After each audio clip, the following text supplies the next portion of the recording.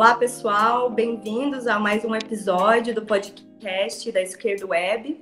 Hoje um especial aí das Vermelhas, Coletivo Feminista Socialista, especialmente para o ato que a gente vai ter agora no domingo, dia 7. Eu e a companheira Eugênia viemos aqui hoje bater um papo sobre quão é importante a presença feminina nesse domingo na Paulista, aqui em São Paulo, como coletivo presente mais nessa região. Estaremos na Paulista nesse domingo e chamamos as mulheres a irem às ruas do Brasil todo neste domingo, porque se coloca de extrema importância na luta essa data, esse momento que a gente vive. Meu nome é Timene Andrade. Bom, passar a palavra agora para a companheira Eugênia para se apresentar e dizer um pouquinho sobre ela para a gente. Boa noite, pessoal que está assistindo e ouvindo o podcast da Esquerda Web. Meu nome é Eugênia Andrade, eu sou advogada, sou militante do coletivo Vermelhas e muito bom estar contigo hoje, Timene, para a gente fazer essa convocatória tão importante nesse momento histórico, não somente para nós mulheres, mas para toda a sociedade brasileira. Excelente. Hoje, a gente vê aí uma ruptura na retórica bolsonarista, porque nas últimas semanas tem havido um embate muito intenso entre as instituições e o governo. E no último domingo ainda, para acrescentar, a gente teve um ato grande em São Paulo, no domingo passado, na Paulista, e esse ato ainda demonstra ainda mais força do povo, recua o governo ainda mais. Então, a gente tem um cenário hoje de um governo aí protofascista que está recuado. Num cenário global de pandemia, num gerenciamento dessa crise pandêmica no cenário nacional de maneira extremamente negacionista, genocida, e o que traz consequências muito sérias para o nosso país, para a nossa sociedade como um todo. Você delineou aí o cenário de São Paulo, e eu gostaria de comunicar que eu aqui no Nordeste do país, e posso falar que segundo o que a gente tanto vê na mídia como o que a gente estuda, a gente vê que é um cenário que retrata toda a nação, Todo o país, infelizmente, está devastado por essa pandemia.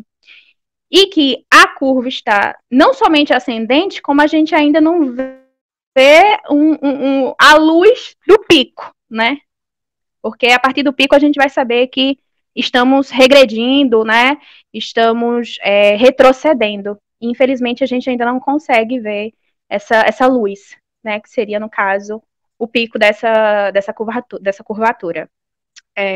Gostaria também de acrescentar algo que ocorreu hoje, foi quanto ao presidente dos Estados Unidos, o Donald Trump, o ídolo do nosso presidente da República, Eles, enfim, numa coletiva, ele disse que caso tomasse as mesmas medidas que Bolsonaro está tomando para o Brasil, a quantidade de mortes nos Estados Unidos seria por volta de 2,5 milhões. Ou seja, um verdadeiro escárnio, tanto com a nossa situação como a situação global também, Porque a pandemia, afinal de contas, não é um problema só nosso. Gostaria de acrescentar, por fim, antes de dar continuidade, que quando você falou sobre a retórica do presidente quanto à mobilização permanente, ele sim pode chamar todo mundo às ruas, mas quando a frente ampla, quando nós da esquerda tomamos a frente e falamos não, vamos à rua, aí a questão se reverte, Aí tudo muda, aí há toda uma mudança na retórica somada, à submissão das pessoas às práticas desse desgoverno, As práticas mais nefastas e absurdas desse desgoverno, ou seja, ele teve ainda a capacidade de mudar tudo que ele vinha já traçando nesse segundo ano, de mandato. Era só isso, pode prosseguir agora. só esse acréscimo. Além de tudo, é um escárnio tão grande por parte dos Estados Unidos que a gente vê, por exemplo, pessoas indicadas pelo Bannon, né, no Congresso, no Parlamento, e pegando aí, corta tudo isso daí.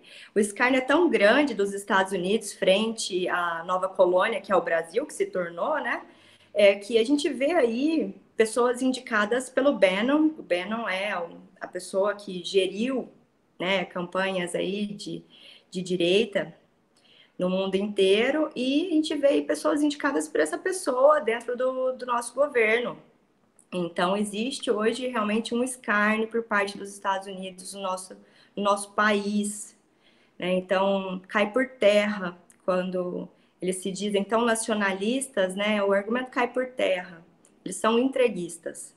Nessa semana a gente teve o triste caso, né, do menino Miguel, que perdeu a vida em Recife, que, no meu ver, é mais uma pessoa, é mais uma criança, é mais uma família que é vítima do racismo estrutural e vítima desse genocídio, porque quando você coloca que serviços domésticos são serviços essenciais e você não coloca um mínimo de apoio para esse trabalhador, para essa trabalhadora, poder ir trabalhar e deixar sua família em segurança, o Estado é responsável pela morte do Miguel. Você não concorda comigo, Eugênia?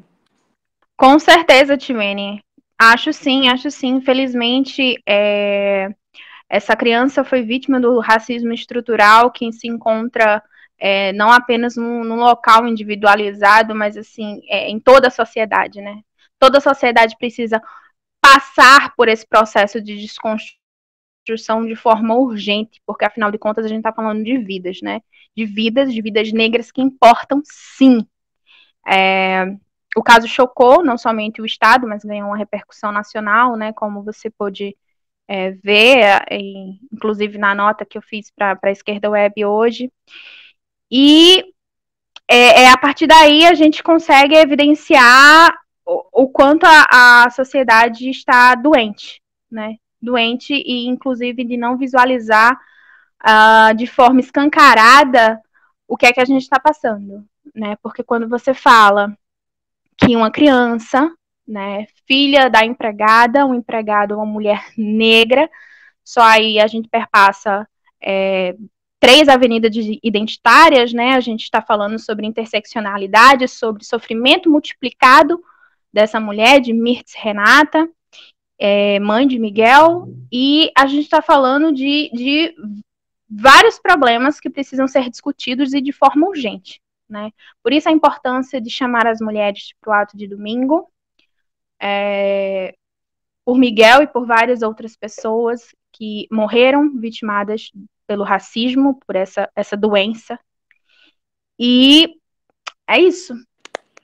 E é isso, a gente vai à rua por Miguel, a gente vai à rua por João Pedro, a gente vai à rua por todas as mulheres que perderam seus filhos, as mulheres negras periféricas, que perderam seus filhos para a violência policial, para esse sistema que é um sistema opressor, é um sistema racista, construído em cima da exploração do trabalhador periférico, do trabalhador negro. Esse país foi construído nas costas do negro que foi escravizado, roubado do seu país. A gente precisa reestruturar o país, né? E não existe capitalismo sem racismo, não existe capitalismo sem patriarcado. O capitalismo se apoia em todo tipo de exploração. Então a gente precisa trazer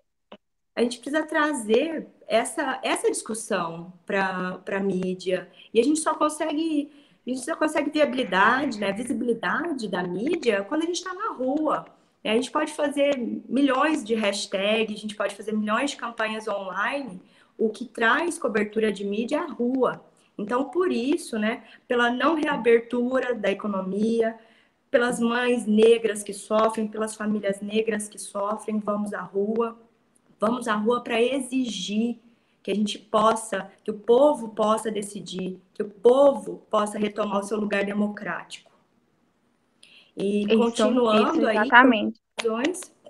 aí por mais razões que a gente vai à rua, né? O fato de que o projeto da Bíblia, da bala e do boi, ele segue firme no Congresso. no Planalto, né? O projeto da Bíblia, da As bala do bancadas presidente. BBB, né? E temos aí, por exemplo, exemplos disso são que nessa semana a gente teve a exoneração de 2 coordenadores do Ministério da Saúde, depois do presidente polemizar em torno de uma nota técnica que foi assinada por eles, que tratava simplesmente da continuidade do cuidado sexual da mulher no contexto de pandemia. Ele vem e coloca que era uma nota técnica abortista, né? Criou todo uma lei, exonerou esses funcionários. Então a gente vê aí o projeto da Bíblia correndo solto, né? Isso. E na verdade se tratava de serviços. Isso. E na verdade se tratava de serviços de assistência à mulher, né? Aos seus direitos sexuais e reprodutivos, né?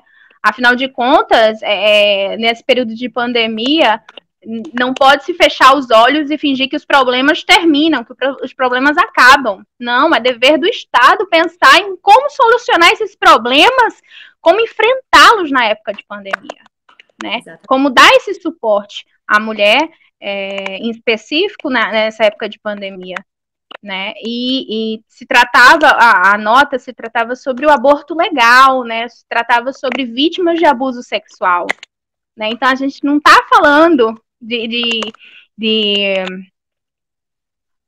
enfim, não está falando de qualquer coisa, está falando de mulheres que são violentadas, né? Está falando de mulheres que foram vítimas de estupro, e simplesmente foi passado pano e deixado para lá. A gente está falando de polemizar direitos já garantidos, direitos que as mulheres já têm. Isso. Né? São direitos que a gente já tem, e a nota se tratava simplesmente de trazer esses direitos já garantidos para o contexto de pandemia.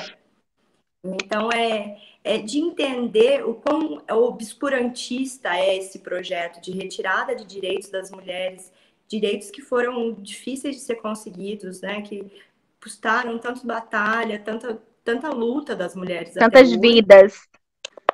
E a gente vê aí o presidente da República polemizando em cima de direitos que nós já temos garantidos. Então, pelos direitos das mulheres, a gente vai à rua. E faz parte, Timene, a gente sabe que faz parte do projeto desse desgoverno, né? Ficar polemizando a todo instante sobre direitos já conquistados e adquiridos com tanta luta e suor, justamente porque sabe que pode retroceder, né? Se a gente fechar os olhos, se a gente não bater o pé, se a gente não for às ruas, temos ainda a possibilidade de perder esses direitos que ainda são ínfimos, né? Que ainda é um comecinho de uma jornada muito longa que a gente tem pela frente, né? Aí, seguindo aí no projeto BBB, o governo publicou recentemente também uma portaria que eleva de 200 para 600 a quantidade de projéteis anual que uma arma registrada, né, no pessoal, né, em pessoa física, pode adquirir, né, que uma pessoa física com arma registrada pode adquirir anualmente. E a gente fica pensando a quem né, beneficia esse aumento de munição. E nos causa medo.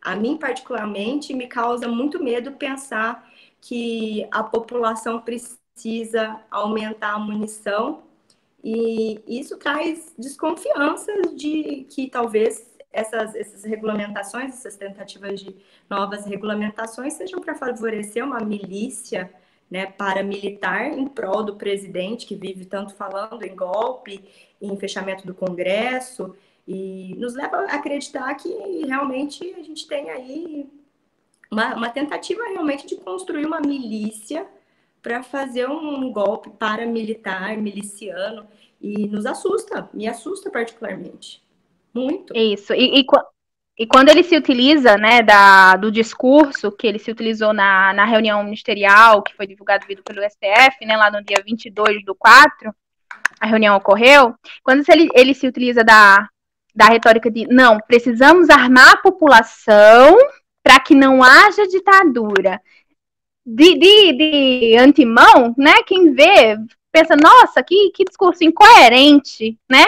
Mas faz muito coerência, sim, para gente que milita, que sabe que os interesses dele estão claros demais, né? Está evidenciado o projeto dele de ir fazendo a média, né? Como a gente fala, de ir comendo pelas beiradas para dizer, não, pela ordem, como está sendo demonstrado, pela ordem precisamos intervir, né?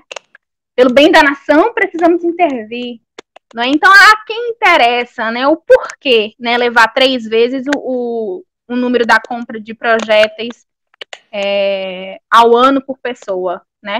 Aí eu trouxe um dado, deixa eu ver onde eu anotei. Veja, nós temos 379.471 armas na mão de civis. Se cada uma dessas armas forem atribuídas a 600 projéteis, teremos 227.682.600 balas. Ou seja, né?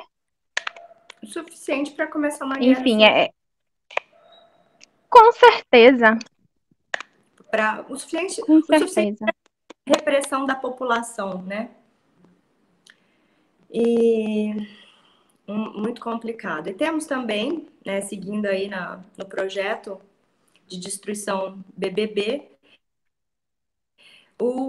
nessa mesma infeliz reunião ministerial, temos o ministro o Ricardo Salles dizendo que o contexto de pandemia precisa ser aproveitado para que possa passar todo tipo de reforma necessária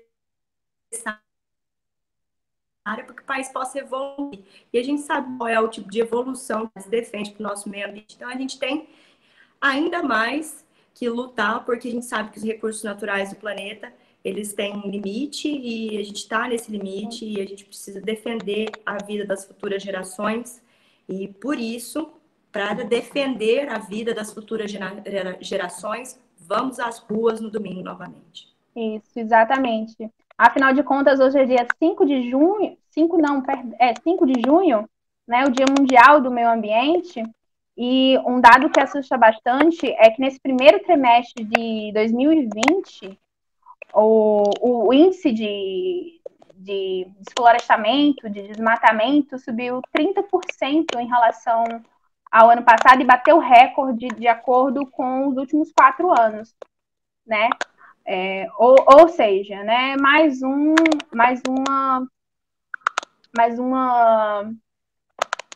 intento do governo em findar com os nossos recursos irrenováveis, mas não em tempo hábil, né? Atacam os recursos e mentem sobre isso, né? Hoje o presidente voltou a tuitar dizendo que somos um dos países que mais protegem o meio ambiente no mundo. Né, com toda a mentira que ele sempre, com toda a maleabilidade da verdade que ele sempre trabalhou governando o país, né, e enfim, ganhou essas eleições.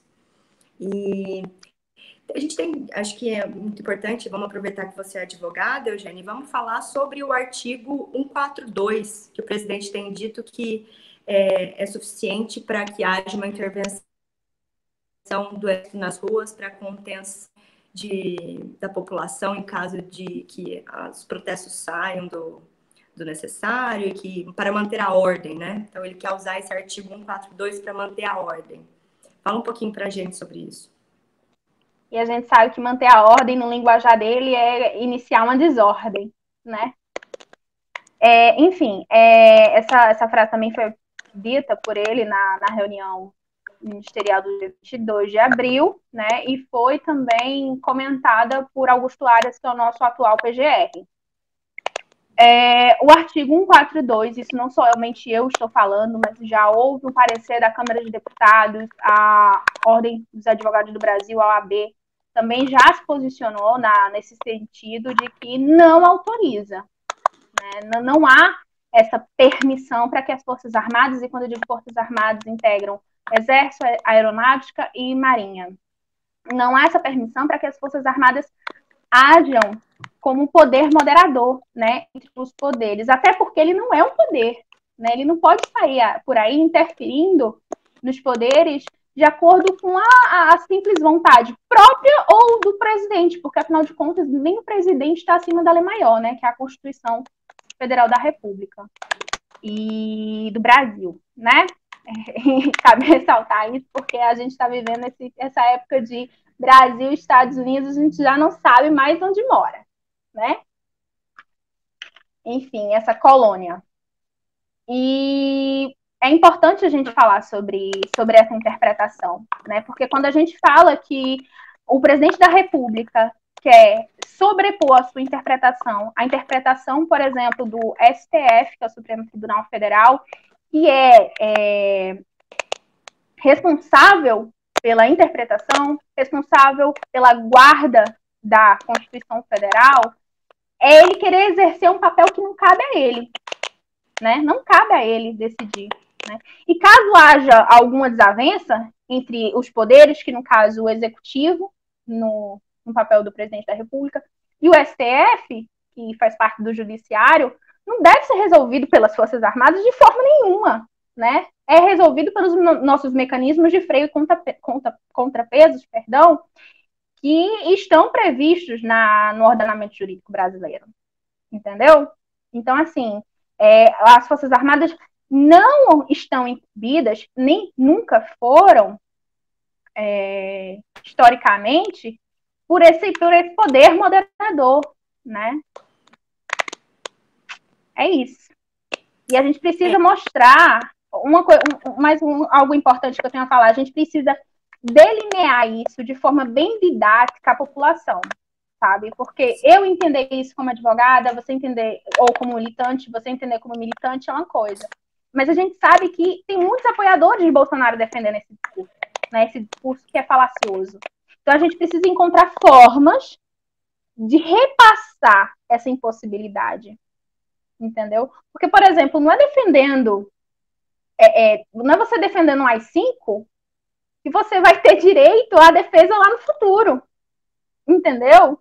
Não é só porque você tem voz para clamar pelo AI-5, que eu acho um absurdo isso, que você vai ter voz lá na frente para clamar por qualquer outra coisa, entendeu? Então, assim, de um descabimento e de uma incoerência devastadora, né? Devastadora. Mas, infelizmente, tem gente que não enxerga dessa forma e a gente precisa, enquanto militante, mostrar isso para quem a gente consegue, entendeu? Nem que seja desenhando, né?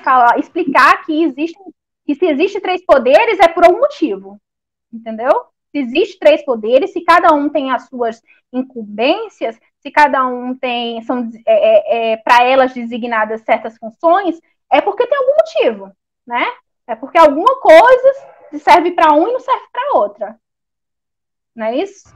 Precisa entender, né, que os 3 poderes existem para que haja uma moderação entre eles e que a partir dessa moderação se faça valer a lei maior, que é a Constituição, né? Esses pedidos de retorno do AI-5, fechamento do Congresso, são antidemocráticos, ferem a Constituição, e a população precisa entender que a gente tem o que a gente tem hoje depois de muita luta, depois de muito sangue, e que a gente precisa valorizar a Constituição que a gente tem e, se possível, aprimorá-la e não deteriorá-la, né? Isso. Fechamento do Congresso e do STF, né? E ainda existe essa perseguição ao STF também, né? É importante acrescer a esse rol de absurdos.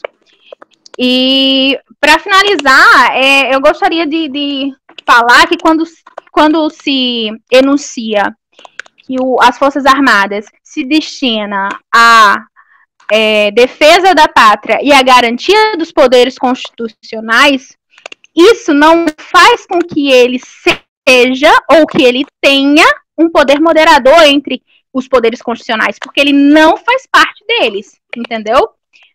Então, para essa defesa, para essa garantia dos poderes, ainda necessita da iniciativa de quem as preside, né? Seja o poder executivo, legislativo ou judiciário, entendeu? Sim. Enfim, só para finalizar o nosso ponto. Excelente. E em frente aí a essas ameaças, né? Frente a esse avanço autoritário, vamos às ruas como mulheres contra o avanço autoritário deste governo, né?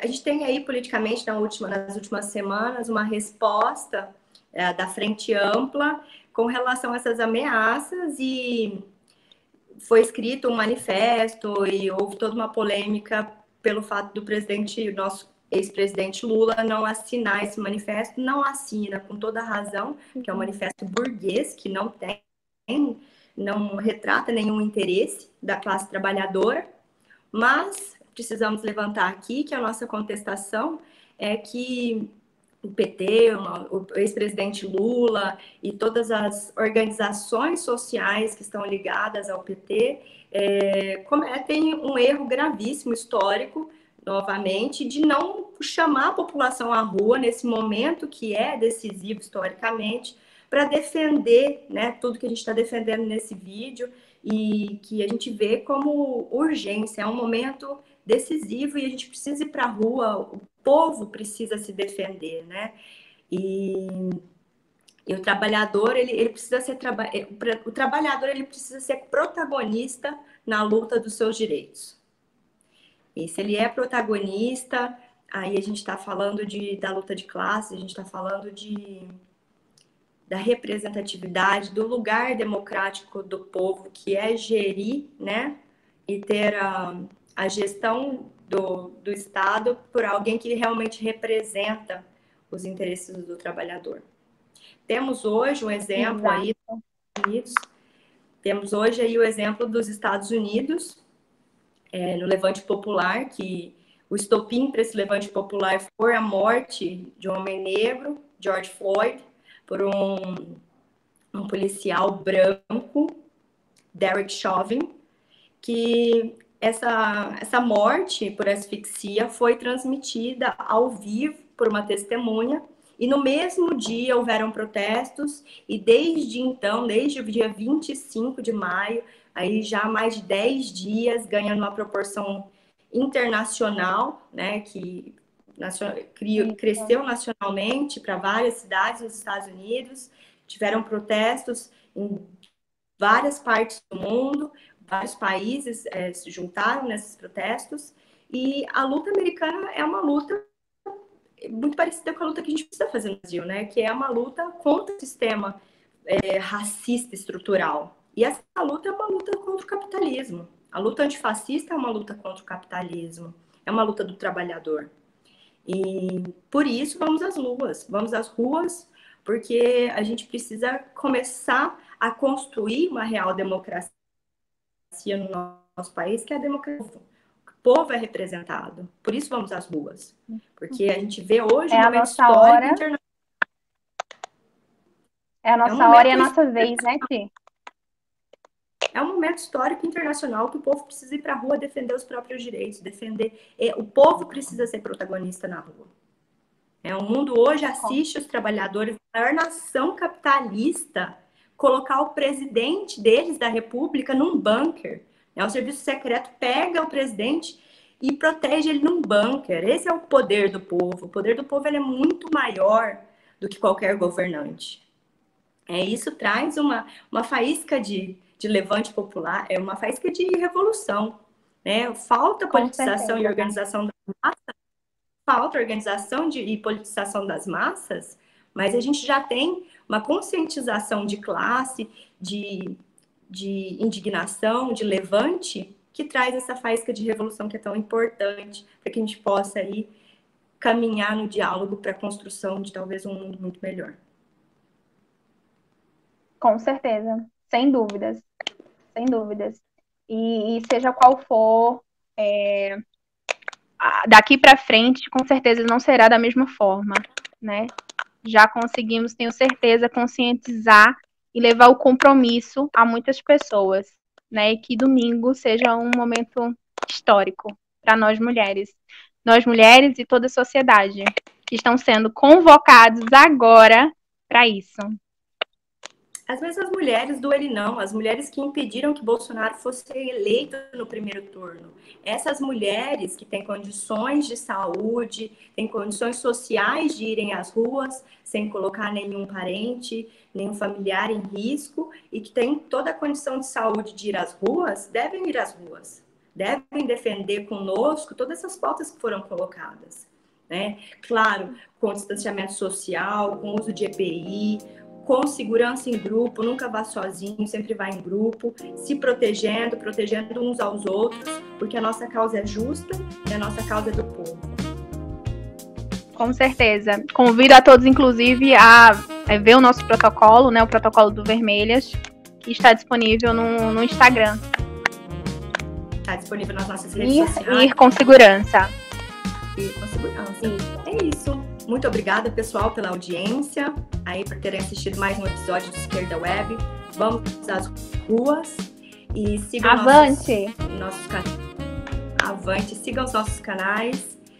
Temos aí Instagram, Facebook, Twitter. E fiquem ligados, a gente vai ter o dia 10 uma live, lançamento da nossa Juventude Já Basta. Será muito importante na construção aí de um dos setores de luta da nossa sociedade hoje, junto com as mulheres, a juventude.